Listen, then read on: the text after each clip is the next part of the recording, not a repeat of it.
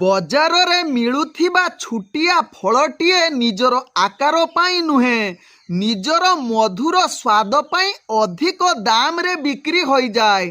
ठीक सही परी मनीष छुट हऊ किंबा बड़ हऊ धनी हऊ किंबा गरीब हऊ निजर भल व्यवहार पाई समाज रे से सम्मानित होइथाय।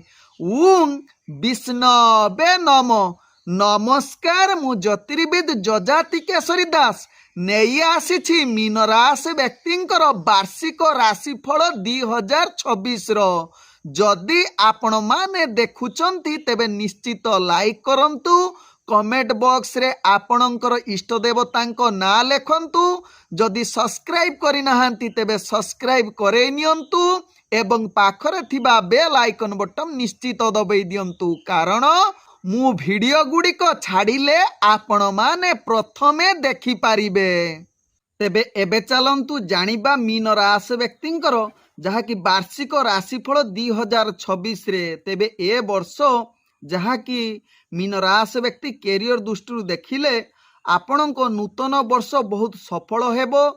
केतु आपणको राशि रे षष्ठ घर अवस्थित, फलस्वरूप एही राशि रे जन्मित व्यक्ति माने गुरुत्वपूर्ण सफलता पाइबार संभावना रहुछि। आपण जेउ प्रयास रे कठिन परिश्रम करूछंती सेथिरे निश्चित सफलता मिली पारे। सूर्यंक प्रभाव शीघ्र आपणकर आत्मविश्वास वृद्धि करि पारे। लग्न रे शनिंक स्थान आपणको कार्य रे किछि मंथरता आनी पारे। तेणु कैरियर स्पंदन निष्पत्ति नेबाठारु दूरे रुहंतु, जहाँकि जून 2 पर बृहस्पति कर्कट राशि रे प्रवेश करी चाकरी संबंध मामला रे सफलता आनी दे पारे। जून रु अक्टोबर 31 पर्यंत बृहस्पति आपणको पंचम घरे रहिबे, जहाँ आपणको चाकरी स्थिति को मजबूत करिबो, पदोन्नति आनिबो, दरमा वृद्धिर मध्य संभावना रहुछि। अक्टोबर 31 पर बृहस्पति षष्ठ घरे प्रवेश करिबे, जहाँ कैरियर रे एक गुरुत्वपूर्ण लंफ आनी पारे। षष्ठ घरे बृहस्पति स्थान साधारणतः प्रतिकूल बोली विवेचना करा जाए, तथापि केतु सहित संयोग यार शुभ फल आनी पारे। या सहित मंगल प्रभाव जुगु आपणकर कर्म क्षेत्र रे साहस एवं सफलतार संभावना द्रुत गति रे अभिवृद्धि करि पारे। तबे मीन राशि व्यक्ति व्यवसाय क्षेत्र रे आपण जहाँकि ए वर्ष जहाँकि थिबा शनि दशम घरे एवं सप्तम घरे निजर प्रभाव पकेबे। लग्न रे किछि असुविधा सृष्टि करि पारे। छुट काम पई अधिक प्रयास करिबा को पड़ी पारे मीन राशि व्यक्तिंकर। तेबे द्वादश घरे थिबा राहु गुरुत्वपूर्ण लाभ आनी पारे। विदेश रे व्यवसाय रे करुथिबा व्यक्ति मानकु अनेक लाभ आनी पारे। जून 2 पर बृहस्पति आपणकर कर्म द्वादश घरे तदारख करिबे, तेणु एही समय सतर्कता सहित टिके ध्यान दियंतु, कारण जून 2 रु अक्टोबर 31 तारीख पर्यंत आपणकर प्रमुख व्यवसाय निष्पत्ति नियंतु। यहा पूर्वरु आपण कौनसी गुरुत्वपूर्ण निष्पत्ति नियंतु नाही, तेबे जाई आपण यथेष्ट प्रकार लाभ पाई पारिबे। अक्टोबर 31 पर बृहस्पति षष्ठ घरे प्रवेश करुथिबारु व्यवसाय रे अधिक प्रयास करी आपण सफलतार शीर्ष पहुंची पारन। तेबे बृहस्पति एवं शुक्रंक प्रभाव व्यवसाय क्षेत्र अभिवृद्धि करने सहित भल कारोबार लाभदायक सुजोग, तथापि व्यवसाय रे टिके सतर्कता रहिबे, कारण ठकेई होबार संभावना रहुछि। तेबे मीन राशि व्यक्ति विवाह संपर्क बा प्रेम जनित जुगु ए वर्ष आपणक पई एक नूतन भल सुजोग रहुछि। जो माने संतान पाइबा पाई चाहुचंती सेमाने संतान प्राप्त करिबा सहित विवाह जनित क्षेत्र जो माने इच्छा व्यक्त करुचंती सेमानंकर विलंब होई पारे, कारण शनि को प्रभाव रहुछि।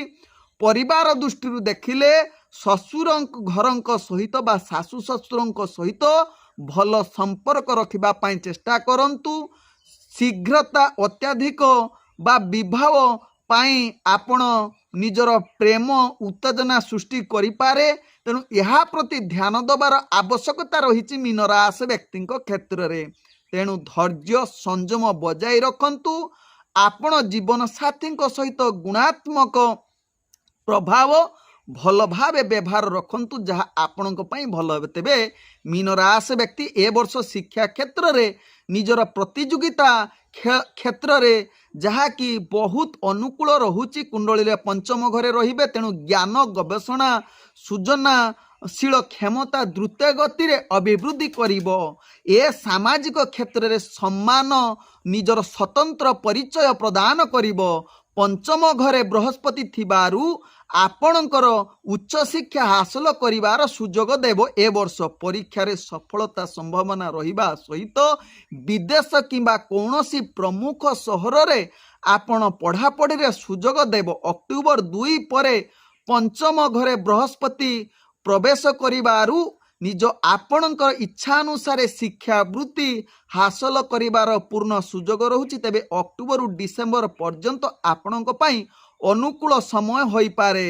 ତେବେ ଏ ବର୍ଷ 2026 ଆପଣଙ୍କ ପାଇଁ ଶିକ୍ଷା କ୍ଷେତ୍ରରେ ଅନୁକୂଳ ଯୁଗ ରହୁଛି। ସ୍ୱାସ୍ଥ୍ୟଗତ ଦୃଷ୍ଟିରୁ ଦେଖିଲେ ମୀନ ରାଶି ବ୍ୟକ୍ତିଙ୍କର ସ୍ୱାସ୍ଥ୍ୟ ଉପରେ ବିଶେଷ ପ୍ରଭାବ ପଡ଼ିବ ନାହିଁ, କାରଣ ଆପଣଙ୍କର ରବି ବା ସୂର୍ଯ୍ୟ ଯାହାକି ସୁସ୍ଥ କାରକ ଭାବରେ ବିବେଚନା କରାଯାଇପାରେ, ତଥାପି ଶନିଙ୍କ 7.5ରୁ ଦ୍ୱିତୀୟ ପର୍ଯ୍ୟାୟରେ ରହୁଛନ୍ତି। ତେଣୁ ମାନସିକ ଅଧିକ ଚିନ୍ତା କରିବାର ସମ୍ଭାବନା ରହୁଛି, ତେଣୁ ଅଧିକ ଧ୍ୟାନ ଦେବାର ଆବଶ୍ୟକତା ରହୁଛି। କେତୁଙ୍କ ପ୍ରଭାବରୁ ଆପଣଙ୍କର କିଛି ସ୍ୱାସ୍ଥ୍ୟ ସମସ୍ୟା ଆସିପାରେ। ଜୁନ 2 ପରେ ବୃହସ୍ପତି ଷଷ୍ଠ ଘରେ ଅବସ୍ଥାପନ କରୁଥିବାରୁ ମାତାଙ୍କ ସ୍ୱାସ୍ଥ୍ୟ ଉପରେ ନକାରାତ୍ମକ ପ୍ରଭାବ ପକାଇପାରେ, ତେଣୁ ଅତିରିକ୍ତ ସତର୍କତା ଅବଲମ୍ବନ କରନ୍ତୁ। ତେବେ ଏ ବର୍ଷ ଯାହାକି ନୂତନ ବର୍ଷର ଆପଣ ଦାତା ଶନି ମୀନ ରାଶିରେ ସିଧାସଳଖ ଗତି କରିବେ, ତେଣୁ କିଛି ରାଶି ଶନିଙ୍କ ଅଶୁଭ ପ୍ରଭାବ ପକାଇବେ। ତେଣୁ ଏହା ପ୍ରତି ନିଶ୍ଚିତ ମୀନ ରାଶି ବ୍ୟକ୍ତି ଧ୍ୟାନ ଦେବାର ଆବଶ୍ୟକତା ରହିଛି। ତେବେ ମୀନ ରାଶି ବ୍ୟକ୍ତି ପ୍ରତ୍ୟେକ କାର୍ଯ୍ୟ ବା ଦୈନନ୍ଦିନ କାର୍ଯ୍ୟ ବା ନିଜର ଦୃଢ଼ତା ପାଇଁ ଆପଣ ବୃହସ୍ପତି ମନ୍ତ୍ର ଜପ କରନ୍ତୁ ଏବଂ ଗୁରୁବାର ଦିନ କୌଣସି ଗରିବ ଲୋକଙ୍କୁ ଦାନ ଦିଅନ୍ତୁ। ଦେଖିବେ ଆପଣଙ୍କର ଜୀବନର ଯେଉଁ ସମସ୍ୟା ରହୁଛି ସେ ସମସ୍ୟା ନିଶ୍ଚିତ ଦୂରୀଭୂତ ହେବା ସହିତ ଶନିବାର ଦିନ ଆପଣ ନିଶ୍ଚିତ ଶନିଦେବଙ୍କୁ ଯାହାକି ତେଲ ଅର୍ପଣ କରନ୍ତୁ ବା ଶନି ମନ୍ଦିର ଦର୍ଶନ କରନ୍ତୁ। ଦେଖିବେ ଆପଣଙ୍କର ଜୀବନରେ ଯେଉଁ ସମସ୍ୟା ଯେଉଁ କାର୍ଯ୍ୟ ଅଟକି ଯାଇଥିବ ସେ କାର୍ଯ୍ୟ ସମ୍ପୂର୍ଣ୍ଣ ସଫଳତା ପ୍ରାପ୍ତ କରିବ ଏବଂ ସ୍ୱାସ୍ଥ୍ୟ ଠିକ୍ ରହିବ। ତେଣୁ ଆପଣମାନେ ଏହି ଉପାୟଟେ କରନ୍ତୁ ଏବଂ ନିଜର ଜୀବନକୁ ପରିବର୍ତ୍ତନଶୀଳ କରାନ୍ତୁ। ଓଁ ବିଷ୍ଣବେ ନମଃ। ନମସ୍କାର।